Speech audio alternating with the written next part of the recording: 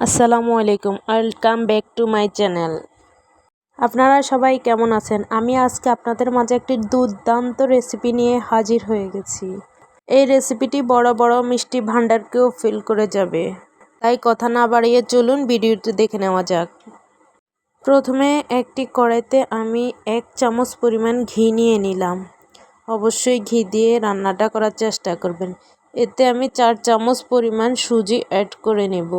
সুজিটাকে ঘিয়ের সাথে খুব ভালোভাবে ভেজে নেব যতক্ষণ না পর্যন্ত একটি সুন্দর ফ্লেভার বের হচ্ছে। খুব আস্তে আস্তে ভাজতে হবে যেন পুড়ে না যায়। এবার এতে আমি ফুড কালার অ্যাড করে নেব। এখানে আমি একটা চামচের 4 ভাগের 1 ভাগ ফুড কালার অ্যাড করে নিচ্ছি। আপনারা আপনাদের পছন্দের মতো যে কোনো ব্র্যান্ডের যে কোনো কালারের ফুড কালার অ্যাড করতে পারেন। ফুড কালার দিয়ে আমি আরও 1 মিনিট পরিমাণ ভেজে নেব। এবার এতে আমি 2 কাপ তরল দুধ আগে থেকে গরম করে রাখা অ্যাড করে নেব। দুধটা একসাথে অ্যাড করব না, অল্প অল্প করে অ্যাড করব। দুধটা দেওয়ার পর লাড়া দিয়ে এবার এতে আমি চিনি অ্যাড করে নেব।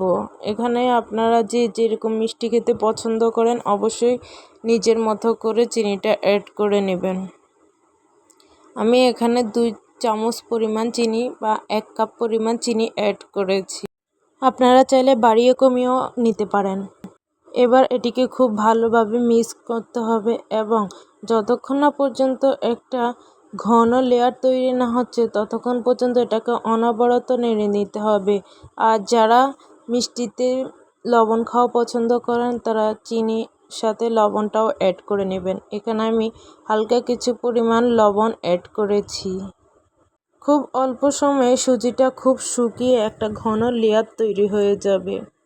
এখানে খুব বেশি সময় লাগে না, 5 থেকে 6 মিনিটের মধ্যে এই ঘন লেয়ারটি তৈরি হয়ে যাবে। দেখুন ঠিক এরকম একটি লেয়ার তৈরি করতে হবে। এবার একটি পাতিলে আমি 4 চামচ চিনি দিয়ে একটি ক্যারামেল তৈরি করে নেব। এখানে আমি একটি মালাই তৈরি করব।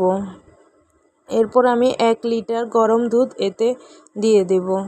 দুধটা খুব ঘন হয়ে আসা পর্যন্ত অনবরত নাড়তে হবে এবং খুব ভালোভাবে এটাকে জাল করতে হবে যেন 1/2 লিটারে চলে আসে। এবার এতে আমি আবারও চিনি অ্যাড করে নিব 1.5 চামচ পরিমাণ। আপনারা আপনাদের পছন্দের মতো যে কোনো পরিমাণে চিনি অ্যাড করতে চিনির সাথে আমি আবারও কিছুটা লবণ অ্যাড করে নেব।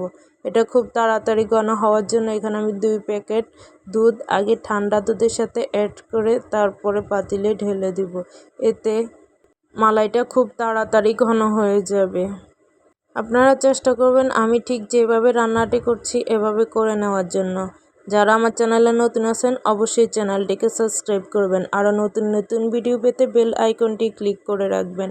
আমার ক্যারামেলটি রেডি হয়ে গেছে। এবার আমি এখানে পাউরুটির ব্লেডগুলোকে কেটে নেব। এখানে আমি অল টাইমের বড় সাইজের পাউরুটিগুলোকে নিয়ে নিয়েছি। আপনারা আপনাদের পছন্দ মতন যে কোনো ব্র্যান্ডের যে কোনো ব্লেড নিয়ে ইউজ করতে পারেন, তবে চেষ্টা করবেন যে কোনো বড় ব্লেডগুলো ইউজ করতে।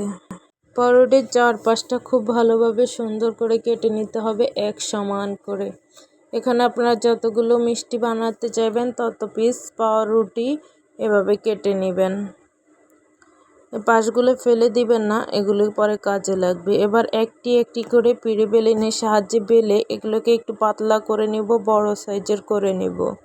সবগুলোকে এভাবে বেলে নিতে হবে। এখানে আমি 8 থেকে 9টি পাউরুটির ব্লেড তৈরি করে নিয়েছি। এবার আগের থেকে যে ক্রিমটা তৈরি করে রেখেছি এটাকে চামচের সাহায্যে ভিতরে দিয়ে দিব। খুব ভালোভাবে চামচের সাহায্যে এটিকে দিতে হবে, কেননা এটি খুব ঘন এবং আঠালো তাই উঠে আসতে চাইবে। এবার দেওয়ার পরে এটিকে হাতের সাহায্যে ফোল্ড করে নিতে হবে। ফোল্ড করে নেওয়া হয়ে গেলে একটু হালকা চাপ দিয়ে নেব। এভাবে একটি একটি করে সবটি পাউরুটির ভিতরে ক্রিম দিয়ে নিতে হবে। অবশ্যই চেষ্টা করবেন আমি যেভাবে রান্নাটি করছি বা মিষ্টিগুলো তৈরি করছি এভাবেই তৈরি করার জন্য, তাহলে খেতেও দুর্দান্ত টেস্ট লাগবে। সবগুলিকে এভাবে ফোল্ড করে নেবেন। আমি আরও কয়েকটা দেখিয়ে নিচ্ছি আপনাদেরকে। সবগুলি নেওয়া হয়ে গেলে একটি গোল প্লেটের মধ্যে নিয়ে নেবেন যেন আপনারা মালাইটা খুব ভালোভাবে পরিবেশন করতে পারেন। এবার একটি চামচের সাহায্যে অল্প অল্প করে মালাই এই রোলগুলোর উপরে দিয়ে দিতে হবে।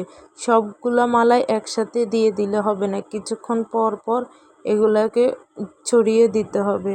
মালাইগুলা দেওয়ার সাথে সাথে পাউরুটিগুলো ঠিক আগের মতো ফুলে অনেকটাই বড় হয়ে যাবে। আমি এখানে অর্ধেকটা মালাই এখন ব্যবহার করছি, আবার 20 থেকে 25 মিনিট পর বাকি মালাইটা অ্যাড করে নেব। এই মিষ্টিগুলো দেখে কেউই বলতে পারবে না কি বাসায় তৈরি করা না দোকান থেকে কিনে আনা।